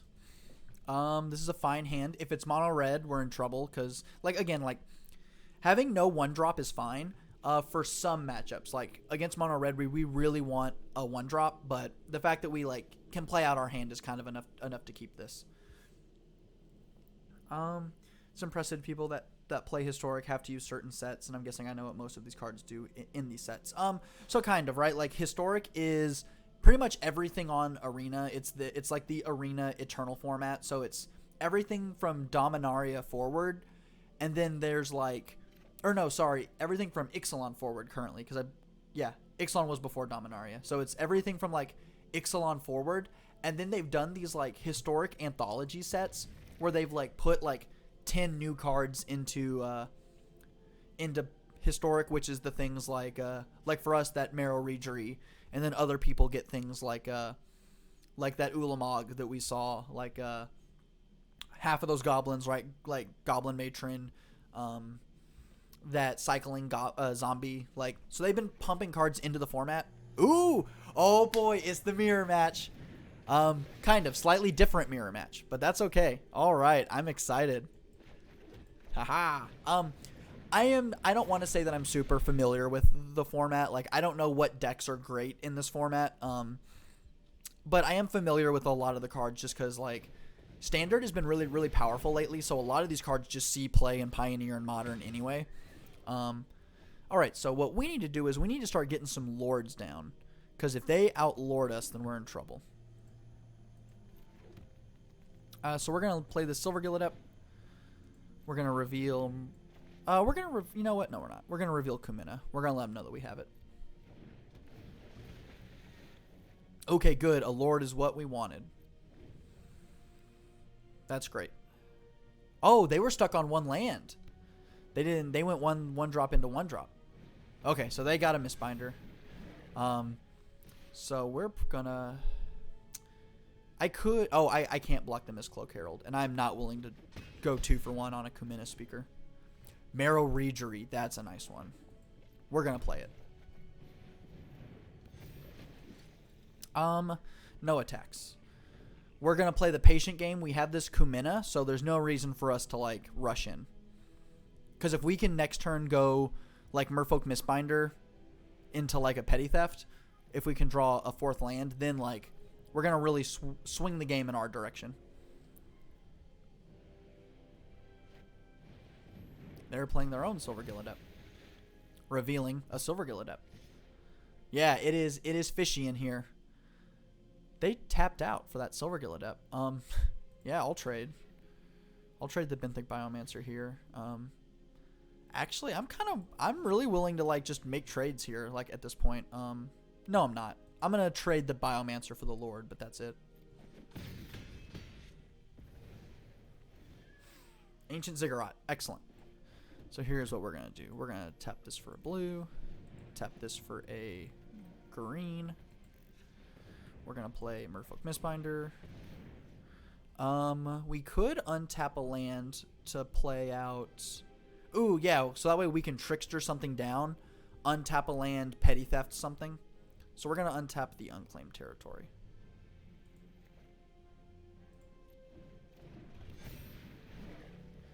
Let's see. We're pretty close to losing. We're at 7, so we're just gonna pass the turn.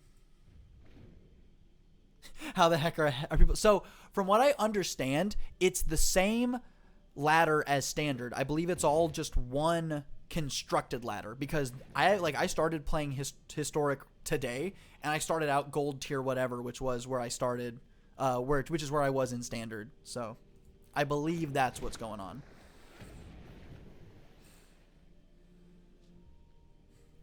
All right, but we are in the mirror match. They're going the Mistcloaked Herald route. We are going a slightly different route. Pass to attackers. I'm going to tap this for a blue. We're going to trickster down that Mistcloaked Herald. The fact that we can't block and we're at 7 puts us in a bit of a bad spot. Okay, so you haven't been playing Standard. Yeah, I've been playing the like Standard cycling deck. I just like drafted most of it, and I was like, hey, why not? Let's play it. So that makes a lot of sense. Although that does make it weird for like the standard ladder saying like I made mythic when it could be a combination of you like playing standard up to a certain point then switching over to like historic. But I guess it would also be weird to have like 3 different like tiered ladders. Oh dang it! I wanted to petty theft. Oh well. We'll do breeding pool untap. Let's see. We have a Merrow Regery in place, so we tap 3 lands to untap 1 land. So yeah, we're gonna have it intertapped. It's time for a Kumina. We're gonna untap in. Oh dang it! Yeah, no, we're gonna untap an island. Sometimes the auto tapper does like weird things, and it like leaves you in a spot where you like can't play the spells you want to play. And I was worried it like didn't use the Ancient Ziggurat. I think we're just gonna pass. Like, no reason to rush in just because they're at such a higher life total than us. Like, I want to wait until like 1 attack kills them. All right, we're gonna put on full control right here. Ooh, Merrow Regery. All right, which is fine. Then they're gonna like, although they only have one mana. See, they're not on the secret tech. They don't have Umori. They need some Umori.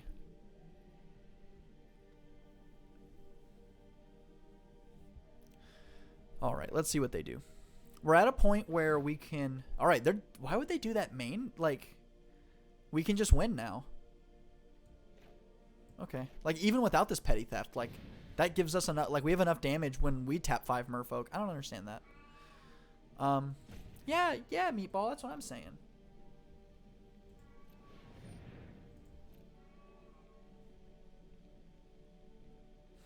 Oh, I guess they were hoping to... Oh, wow. Spell Pierce it. Got him. Oh, I guess if they just, like, chain together... No, but they're not drawing cards. I really don't understand.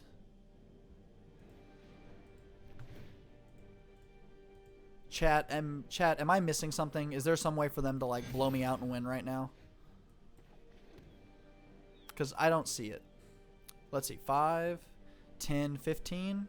Like, that's enough to win the game.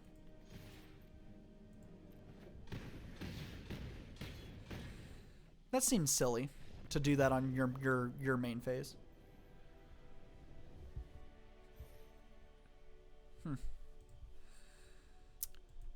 Very strange.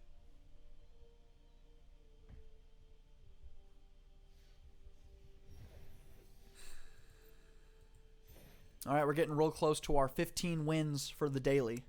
Yeah, you know, like that was very, very bizarre. Like they just like I think they threw that game away. Like it was pretty even. Like and then they I don't know. I don't get it. Maybe they thought that like it did something else. Maybe they're like new to historic, right? I know that.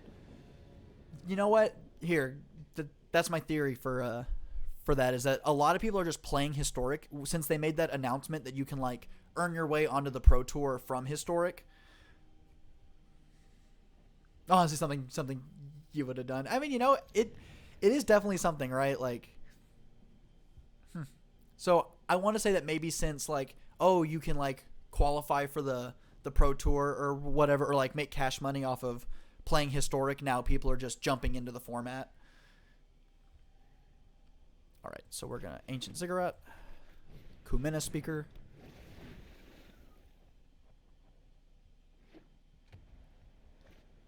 Ooh, okay, this is the Tempered Steel deck. Tempered Steel. Oh, hello, Carson. I did not know that it was you.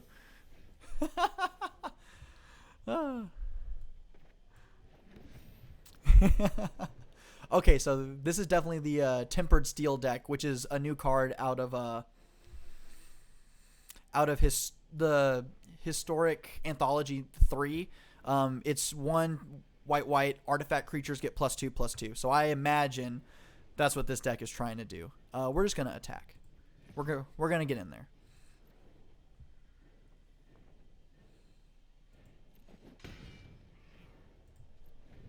Hold up a Merfolk Trickster.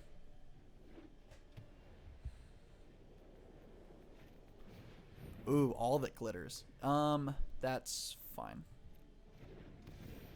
because I'm going to Trickster it. It also plays... I mean, it makes sense. If you're playing a bunch of artifacts, all that glitters really goes nice in that deck. All right. I think we're going to play out Marrow Regery. Because like, we can pretty effectively beat them down. We definitely don't want to go too long against them. Although I think we are going to hold up Frilled Mystic next turn. I definitely don't want them landing the Tempered Steel. At the beginning of your in-step, untap and... Oh, so that thing gets Vigilance.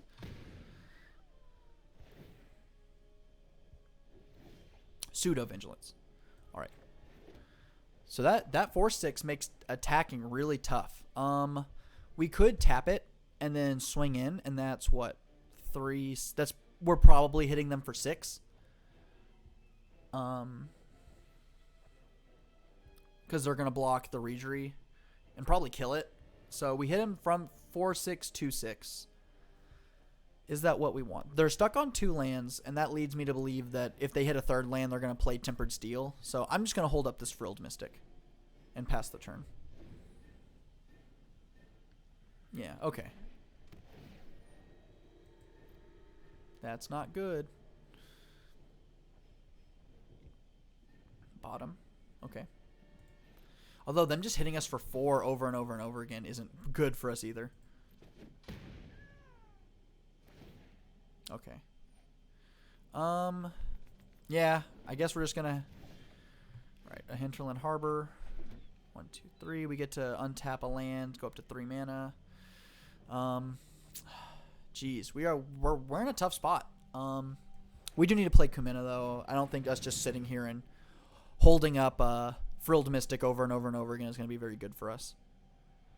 Let's tap the Ornithopter. Why not? All right, combat. We're going to attack for 6. We're going to make them block, or they'll just take it. Yeah. All right. Or we just get super punished and they play Tempered Steel here. Vanishing Light. Okay. They're exiling the Marrow Regery.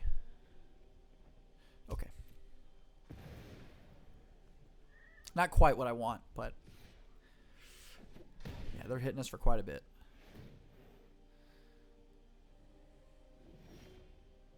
That's like the opposite of what I want, but... we could play Umori here. I don't know what that does for us, but we can play it. We could draw 3, or sorry, we could tap 3 to draw a card with Kumina and hope for like a Petty Theft or something, and then we can just like Petty Theft the Ornithopter back to their hand, which would be nice. I think that'll be the play. I think we're gonna pass the turn, and then if they attack, then we'll draw. Excuse me, we'll draw a card. All right, I'm gonna Frilled Mystic this. No. No, thank you.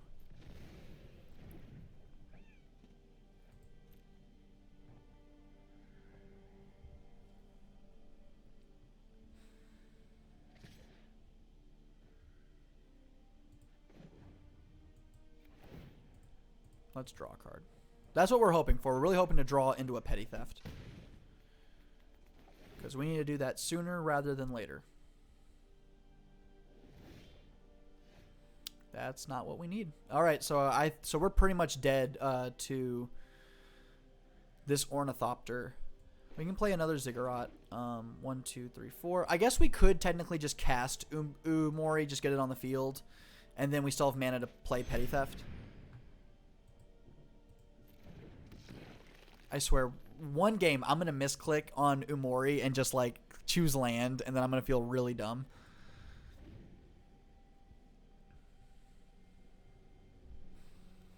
All right, so that's how we don't lose the game, is we draw Petty Theft.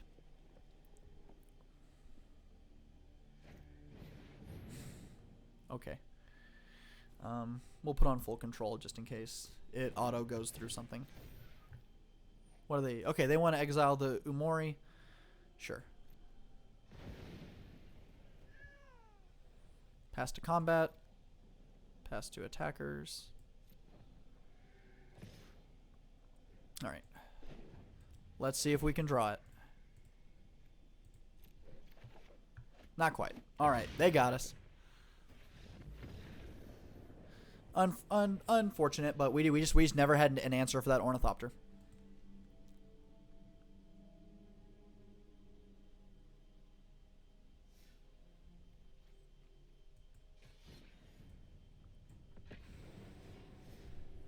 But hey, that is how it goes.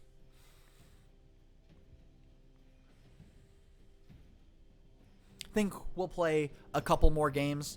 I noticed that I'm close to my 15 win like reward thing for the day, and we've been streaming for what, about an hour 45. So we'll go until I can win one more game, then we'll call it. This is an okay hand. If the opponent's playing aggressively, then we're in a bit of a bad spot.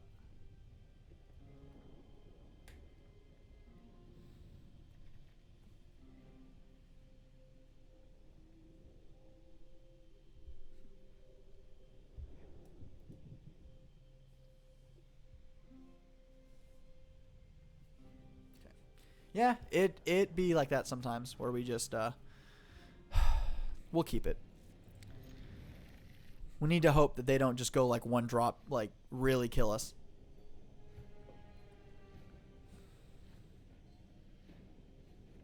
But it curves out nice. We get to go 2 drop, 3 drop. Teamer Triome. Thankfully, we drew a 1 drop. If I was to guess, maybe this is Elementals. I know that Teamer Elementals is a deck. Which, by the way, lots of cool tribal decks in like Historic. Like Historic is very much a tribal format, which I like. Excellent. Hinterland Harbor's a great draw. Show Meatball before the stream ends. I can do that. I can show Meatball. I'll go bother her, and she'll make a bunch of loud sounds, and she'll go meow. Shock. Okay. Nice. That's a good one. I'm a little worried about just playing this Mistbinder because the fact that they're playing removal, like I want to like see if I can double Lord in one turn. Like, just like that. We'll play the Marrow Regery. We'll see if it gets removed immediately.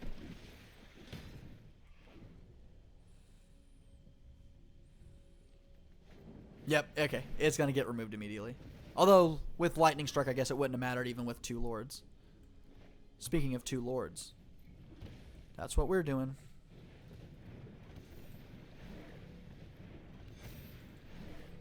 Get him.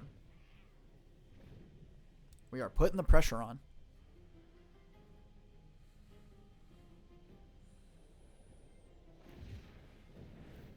Ooh, Yadaro. That's my... I love this card so much. I adore this card. All right. Okay, they just concede.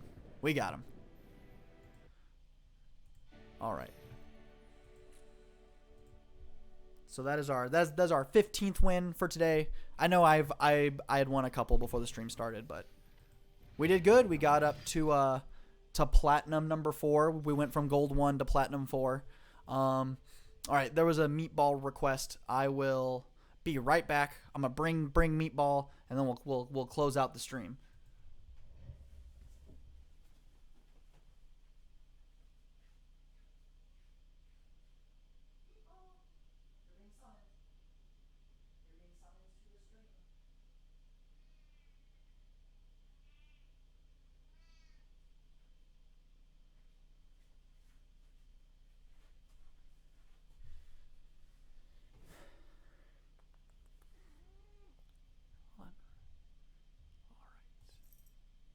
All right, we are back. We have Meatball. She is right here. Oh, she does not like being held. She does not like being on the stream. Meatball, say hello. What do you think about Historic? Do you think it's fun? No? Got nothing to say? All right, I'm gonna put you down.